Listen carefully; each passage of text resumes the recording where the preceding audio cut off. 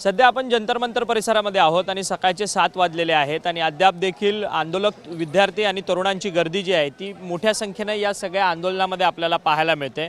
परंतु या ठिकाणी आंदोलक विद्यार्थी जे आहेत, तरुण जे आहेत, ते स्वतःच या ठिकाणी स्वच्छतेची मोहीम जी आहे ती हाती घेतलेल्याचं आपल्याला पाहायला मिळतं। रोज या आंदोलकांकडनं खरं तर सातत्यानं या ठिकाणी स्वच्छता मोहीम जी आहे ती राबवली जात असल्याचं आपल्याला पाहायला मिळते। जेवण वाटप कार्यक्रम झाल्यानंतर मोठ्या प्रमाणात कचरा जो आहे तो या जंतर मंतरच्या आतमधल्या आंदोलनाच्या आजूबाजूच्या परिसरामध्ये आपल्याला पाहायला मिळतोय आणि या ठिकाणी काही तरुणी जे आहेत ते हातात ग्लव्स घालून झाडू घेऊन या ठिकाणी कचरा साफ करताना आपल्याला पाहायला मिळत आहेत। आपण त्यांच्याशी बोलणार आहोत। कहाँ से आए हो आप और क्या पढ़ाई करते हो? मैं सेल्फ एम्प्लॉयड हूँ, मेरे बच्चे पढ़ाई करते हैं। अच्छा, आपके बच्चे पढ़ाई करते हो, तो आप इस आंदोलन में और इस सेवा में कैसे जुड़ गए? लंबी कहानी है, बट एजुकेशन की वजह से मेरे बच्चे आज बाहर इंटरनेशनल स्कूल्स और कॉलेजेस में पढ़ते हैं। अगर एजुकेशन नहीं होती तो हम नहीं होते। इस एजुकेशन को बचाने के लिए आप यहाँ पर खड़े हो? मैं एक फौजी की बेटी, ये भी कर सकती हूँ।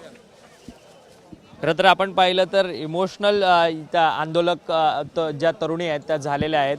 ते म्हणतात की मी खरं तर एका सैन्यामधल्या जवानाची मी मुलगी आहे, अशा पद्धतीचं एक भावनिक त्या बोललेल्या आहेत आणि त्यांच्या सोबतीला इतर देखील काही महिला ज्या आहेत, मुली ज्या आहेत, ते या ठिकाणी त्यांचा हातभार जो आहे तो लावताना आपल्याला या ठिकाणी पाहायला मिळतात आणि अशाच पद्धतीची सगळी ही या ठिकाणी आजूबाजूचा परिसरात जो आहे तो मोठ्या प्रमाणात कचरा आहे आणि हा कचरा जो आहे तो या ठिकाणी साफ करण्याचं काम जे आहे ते या आंदोलनामध्ये सहभागी असलेल्याच सगळ्या तरुणी युवती विद्यार्थी आंदोलकांकडनं या ठिकाणी होताना आपल्याला पाहायला मिळतं। व्हिडिओ जर्नलिस्ट विनोद अक्षय मंकणी, TV9 मराठी, नवी दिल्ली।